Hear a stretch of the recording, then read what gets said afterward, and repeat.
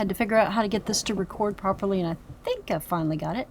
That's why you'll see probably versions already open. But anyway, so the first thing I'm going to do is go to image size and look, because it looks pretty small, and it is. It's only 72 dpi. I'm not sure if you created it or got it from somewhere. But let's go ahead and bump it up to like 600. And I'll tell you why later. And let's go in and change this out to like 3 inches. Okay, so 3 by 3.45, 600, and now we get a little bit more of a bigger image to be able to select things from. All right, couple of things. So we've got a lot of pixelation here. There's lots and lots of ways to fix this. We could certainly redraw it in, make it nice new circles in this program. We could do Illustrator program. We could do a lot of things. I'm gonna make this like close away from the, a little, not touching it. Okay. So my concern is the fuzziness is going to show up. It's still going to work, but it's a little bit pixely. One other thing we can do is go to Filter, Blur, Gaussian Blur, and look at the edges and how we can kind of take some of that sort of sharpness out of it. Let's try that. You can change the settings, but it makes it less sharp edges, and that will help when you're going to select things. Okay, so other thing to do, you can flat out just select the white and get rid of it. Delete. Select and delete. If you see the white in the middle, another way to get rid of the white, and there's a reason why to do that too, and you can get rid of it that way. Another thing you can do is double click on the layer. If it is a background layer, when you double click it, it will also make it not a background layer. When you have it as a regular layer, you can grab this tool right here and pull out all the white, like everything, or you can be subtle and hit Command on a Mac. I think it, no, Option on a Mac. And that splits this and allows a little more subtlety when you take out the background. You don't want to take it all out. Maybe you want the dog to stay gray. But you want the teeth to go white. I don't know. Either way, the only, to help with not having things in the way. So there's a thing. It's actually still there unless you save it. So you can undo that. Now, what we are trying to do is cut this part out and engrave everything else. So in Photoshop, we can select what we want to cut out.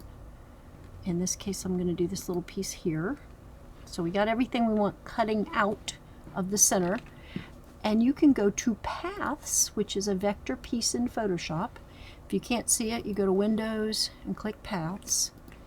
And then you're going to come to the little hamburgery thing and say Make a Work Path. Your choices are 1, 2, and 3 for the tolerances. It won't go any higher than that. Interestingly, the way this works is the lower number makes more points, and more detail, the higher number makes less. So let's look at what we got. So we got an awful lot of points in here, but we also have a pretty good outline, see, around it. A detailed outline. So let's go with that. We don't need that many points, but we'll look at that in a minute. Okay, so I'm gonna Command minus to make it back where I can see it. Now, interestingly, okay, we got a work path. We're going to make the next step of saving the path. Save OK, and there's path 1. It's selected. I'm going to click on the selection tool, unselect it. I don't know why, but some reason it's better to not use it already selected, but to do this and select it. The other way to select or unselect is to click on the path, so you can kind of see it, but I think it actually works better if you select all the points by dragging and select. So now we have the inside of this selected.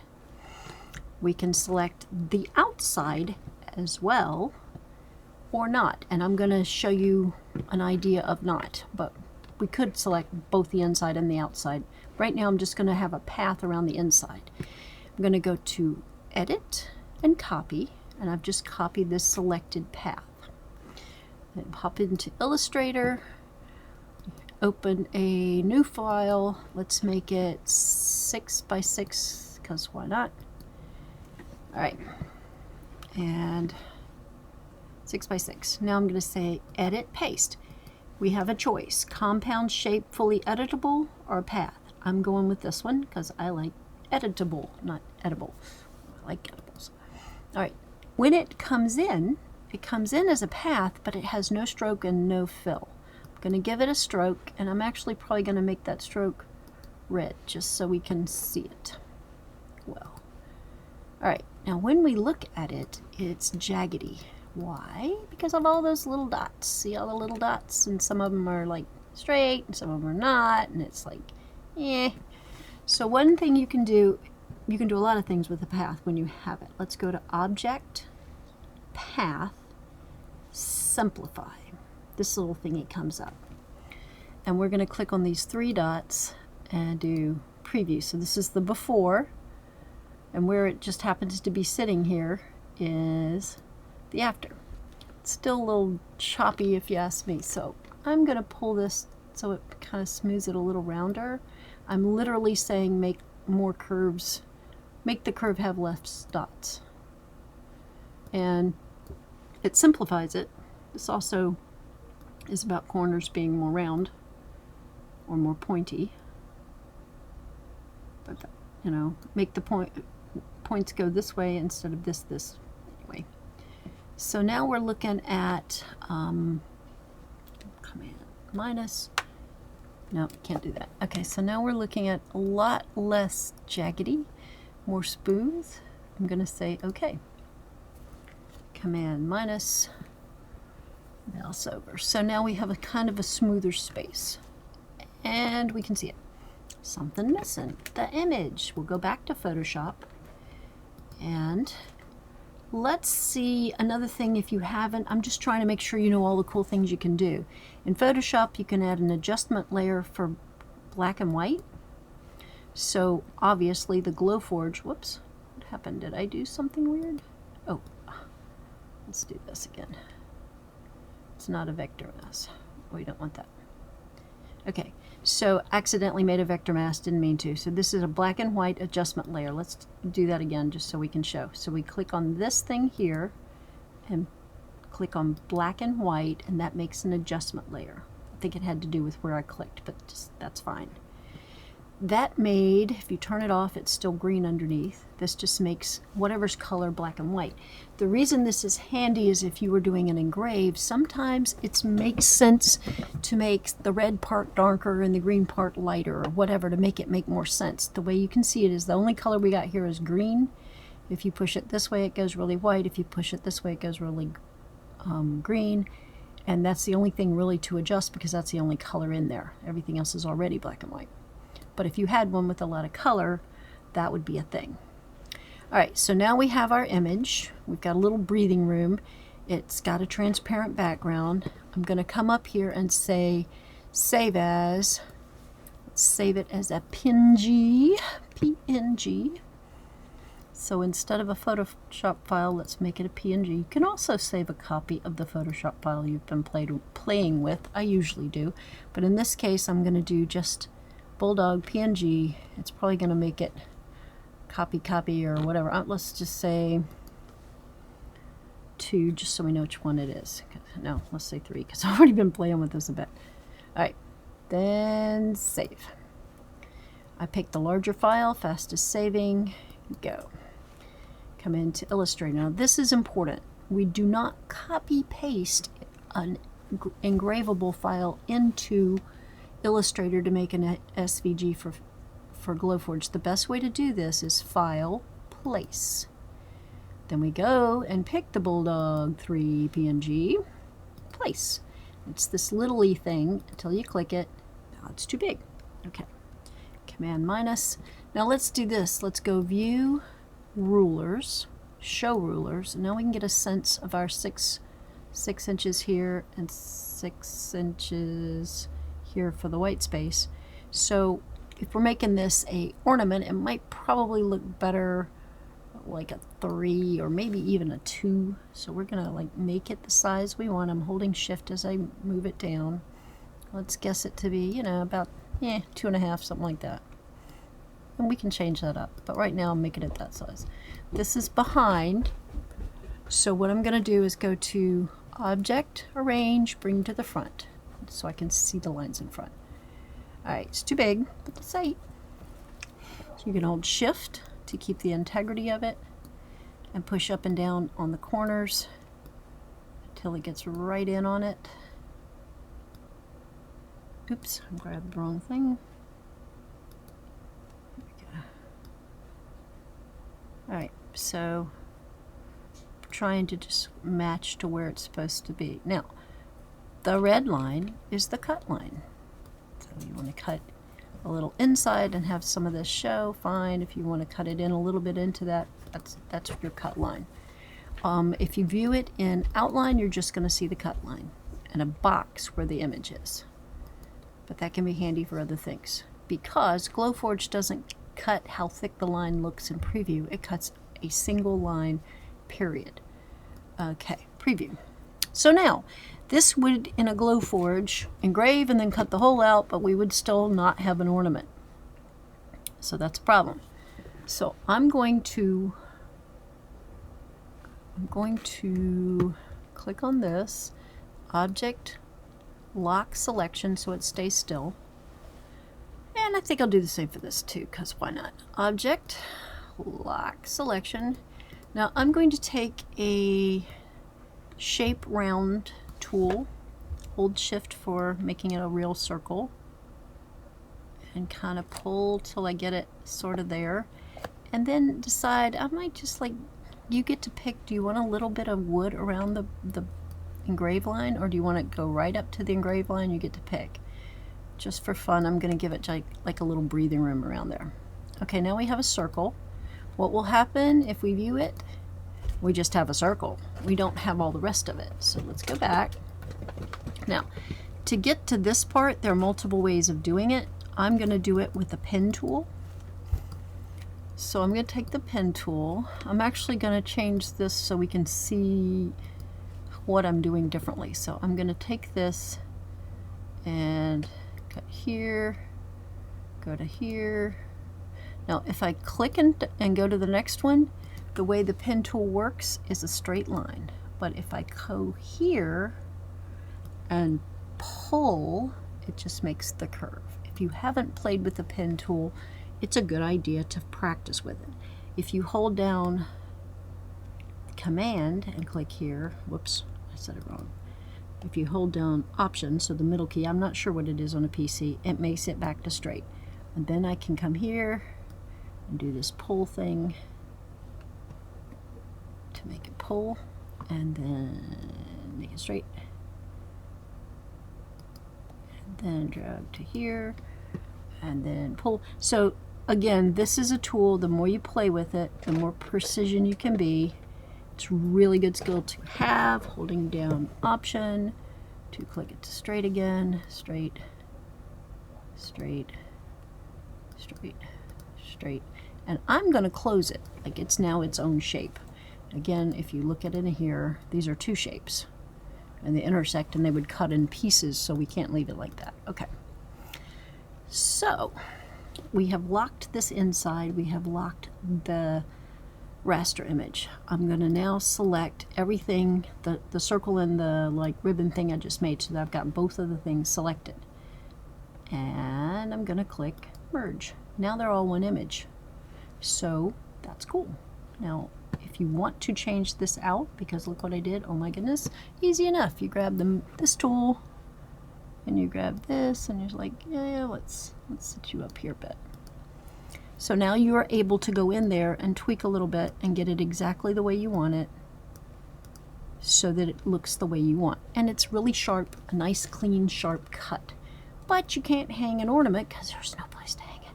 So let's do another thing. I'm going to draw me a little circle, or it could be an oval, whatever. Usually do this with, I don't always, but anyway, you can make it so the center's on the line. It doesn't really matter. But what's really important is to select your now whole shape and the little shape together, go to Align and click Center so that it'll hang right from the tree. All right, we can fix the image inside later, but basically the idea is these two are centered. Okay, now I'm going to select the two of those things, and I'm going to go Pathfinder merge to those. All right, so now it's all one image again, but it needs a hole. All right, so now draw another one, and this can be any way you want. You can make it a round hole. I would give it enough space so it doesn't break. You can also make it so that this right here comes up above there and doesn't cut into the line. So you've got yourself a thing. This is one image, this is another image.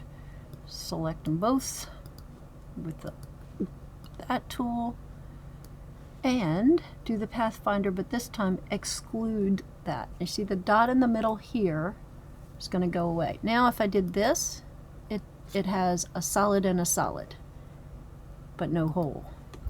If I do exclude, the little dot goes away, and when I do this, it now has a hole. Right?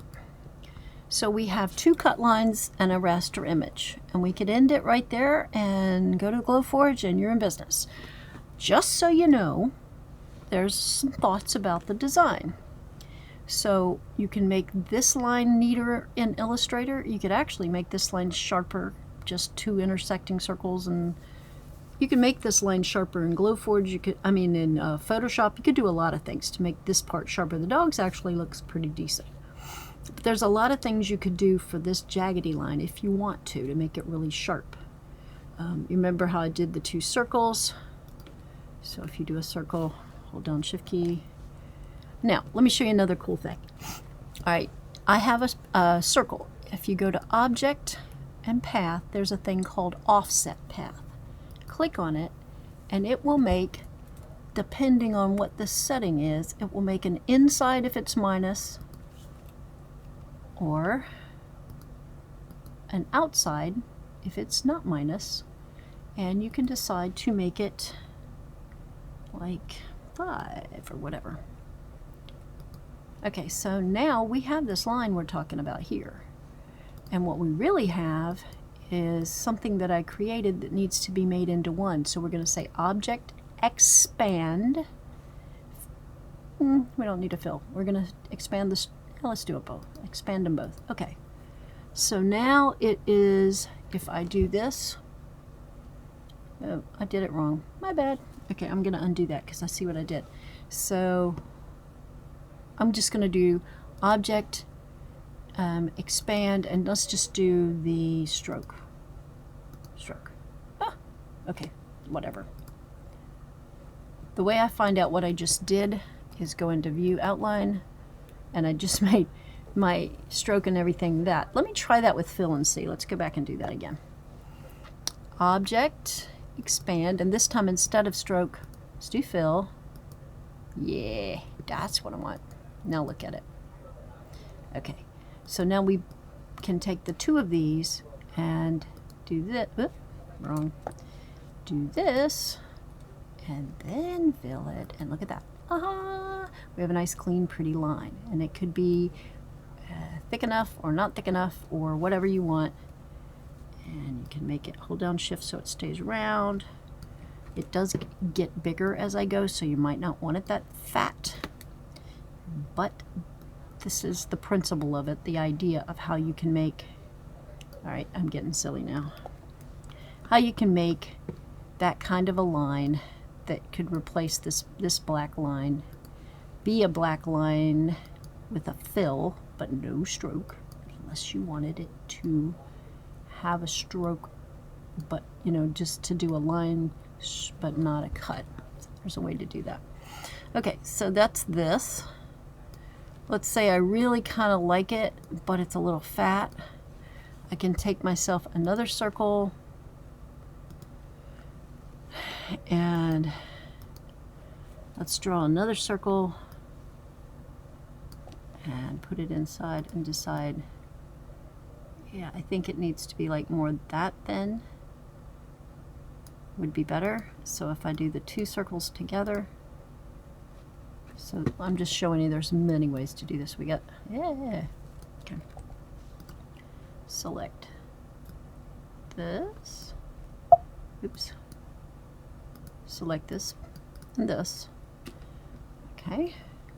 We're going to select them both, and then we're going to do this align this way, and now that we've done that, we can do that same little like Pathfinder exclude. So the green circle is going to chop out, and now we have chopped out this middle part, but if we get rid of the middle circle, we now have the line we want. Ta-da! See? Ah! Wrong. Bad. Grab the right tool. Always grab the tool. So now we've got a nice clean line, consistent. We can put it in the center. We can make it black, like solid without a stroke. And if we didn't have the bulldog, object, unlock. I'm gonna move this out. See how we have this circle? Oop. Sorry about that. There we go. So now we have a nice neat circle that we can now put like aligned so that it's neater. So it's a thought. Don't have to, but it's a thing. You can do this, you can do anything. Okay. This allows you to make clean, straight, neat lines. So you could go into Photoshop and just have the dog, make your two circles. In Illustrator, they'd be all nice and neat and sharp. And the dog's already kind of pretty. You could cut him out and just put him in here. Also, we got these words, so there's a thought about that too. So this has it starting here and going all the way around, and now you have to like pick the thing up and turn your head upside down if you want to read what this says. That's one way to do it. Another way to do this is, let's lock this layer, make another layer, take a circle, make it something different, stroke, and let's make a circle that we're going to go underneath the words. So see how we're going to like line up under it? Like the words are going to sit on it. Okay? The bottom of the S.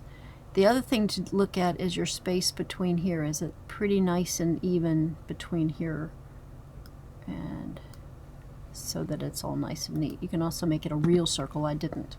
Now we have a line, but what could we do? Well, we can take our text and do a type on a path. If we click on this, it turns into Latin, but that's just a space holder. What was that? Dusty, D-U-S-T-Y, dogs, D-O-G-S. Well, what do you know? I didn't capitalize it except for the first part. What shall I do? Well, I just come over here and click the caps, and suddenly it's caps. I don't like the size of it. Make it smaller. I really don't like the font. Let's go find a better one. You can filter by properties, heavyweight. Then it shows me all the heavyweight ones. So I can try out all of these to see which one I kind of like the best. And that filter will stay on until you change it. Like take it off. That's just Arial. That's kind of fun, whatever. Okay, and different fonts have different sizes, so we can present it different ways. You can also space between the the letters. So look at what happens when you do this. Watch it. See how it kerns it out. Okay, so to make our life a little easy, let's change this to a different color. So we see it. So Dusty Dogs, it's kind of fun. It's not the same font. You can make it whatever font you want. Now, if I did Dusty Dogs, that's great. But let's say I wanted to start at whatever that word is. It looks kind of like battle, but I think I'm reading it wrong. Okay. I'm going to pull this line down here. Click in front of the D. And go B-A-T-T-L-E-E. Not sure what that word is, but okay. Make some space for a star. And then there's a Dusty Dogs click. Make some space for a star. And then O-N-E space P-A-C K, space for a star. Okay, now I have the text here on the top curve that's reasonably readable. See? Whatever that means. Needs a stars, but it's kind of readable. I can copy this, paste it, and then instead of up here and all the way around the circle, which you could just keep typing and make it all the way around the circle, but what I can also do is grab this piece right here and play with it so that I can pull it onto the other side if I do it right. Come here. Grab the right piece and you can do it. So there it is. So this line now has it, look at that. So now instead of on the top of the line, I'm on the inside of the line. But I've got it more readable. So one option here now is to take it from here and go whatever the second text is. Let's move it over here. One flight, Ike. Okay. So now I can type in here O-N-E F-L-I-G-H-T. I'm dyslexic. It helps me to say it. A little space. I-K-E. A little space. 5-T-H. Space. F-L-E-E-T. Space, space, space. What else do we have here? S-A-R. S-A-R. Space, space, space. And M-E-D-V-A-C. M-E-D-V-A-C. All right, so what we have now are the text like this. And so you can look at this straight up and you can read all of the things. Now, it's not in the right place because it's on the inside. So we get to literally pull it around and move it so it's in the right place by pulling these pieces, like making it this way a little bit more and this way a little bit more. You can tweak with it to get it right. I'm messing with the circle. I didn't mean to do that, but anyway, you can tweak this so that it turns out to fit better. All right. And it does take some fiddling to get it just like in the right place. All right, by doing that, I made the text just a little bigger than I want, but that's fixable because I can go in there because it's still text and I can tell it I want to make it less or about the same as the other one or whatever. Excuse me. So this one is 9 points and this one is not. So we can make them both the same.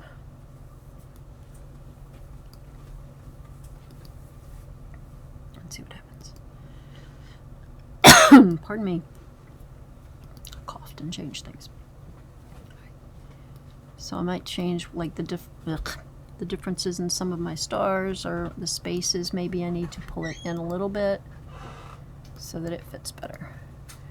All right, now this is confusing looking at the other one, but you can do this and then look to see, okay, what you can also draw like a circle again and put these up against a real circle so that they all, the top of this lines up at the bottom of the circle and the bottom of that lines up at the top, so it looks like a normal, like it belongs together.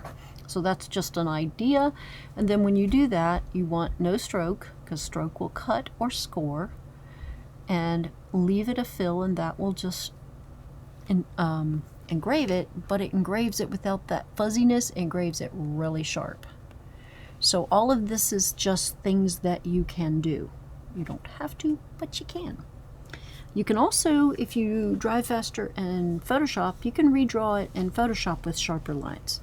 You can also engrave it just like it is, just saying. All right, I'm going to turn this layer off. We're going to pretend like it's just fine this way. We love it. We're going to say save as. Instead of Illustrator, we're going to make it an SVG. Save. SVG, but this needs to be embed. Remember, we placed it instead of linking it. We need it embedded. And responsive needs to be turned off because we don't want it to change size with the different programs. We want it not to respond to other programs. We want it to stay the size we made it. So no responsive. Say OK. and we just saved it as Untitled. I meant to name it, duh. Okay, so now we're going to go in here, click to Glowforge. It's medium. We're going to pick this. I had already opened it. You know how to do it from before. Upload instead of create. Look, there's Untitled. Open. And because I've told it it's medium maple, it's going to have preset settings, but we can change them. So I did leave that line in there by accident. This is my created line that I made. You can leave it there or you can ignore it. Let's ignore it because this is the engrave that it came with. You can change all the different settings. These do different things, and sometimes it's fun to check them out to see like which one really looks the best. You can also like tweak it and say, I like that, but I kind of want it just a little bit slower, like 950 or something, and I want it full. Convert to dots is fine. The more you do lines per inch, it's like dots per inch, it'll be like more detail. Some things you don't need that on and it gets too much. Other things it's great to make it more detail. So that's again a thing to tweak with. If you find your perfect setting, you can save it as a custom setting. So I actually have all these custom settings that I've saved. So if I wanted to make cardstock engrave, this is how I've set it. And I usually put it, not always, but I usually put in there what I did that time so I can look. Cardstock engrave here, engrave 2 was 9 with 25 and 400 dots. Let's see, this was 45 and a little bit faster, so you know, you can play with this. Okay, back to here. Cut. In this case, both of these lines we want to cut. You could change one of them to score because they're two different colors. You don't have to because in this case we want them to cut. Now we're ready to roll. Where's our image? I lost it. That's funny. There it is. Okay. Now, when I look at this, with this being a sheet of wood, seems a little smaller. So there's nothing that says you can't go in there and say, you know, I think I want it a little bit bigger now that I'm looking at it on the wood. Okay, and this you can use Command Z to undo. In this one, it stays without holding Shift. A lot of the Illustrator, a lot of the Adobe products, you have to hold Shift to keep the aspect ratio. In this one, you don't hold Shift to keep the aspect ratio. So, depends on your size. But remember, now that I've done that, if I import it again, it will come back small. So the better way to make lots of them is going to be Command C, Command V. Did that wrong. How about Option C? Select it, then do Command C. I'll get there in a minute. Dang it, Nance.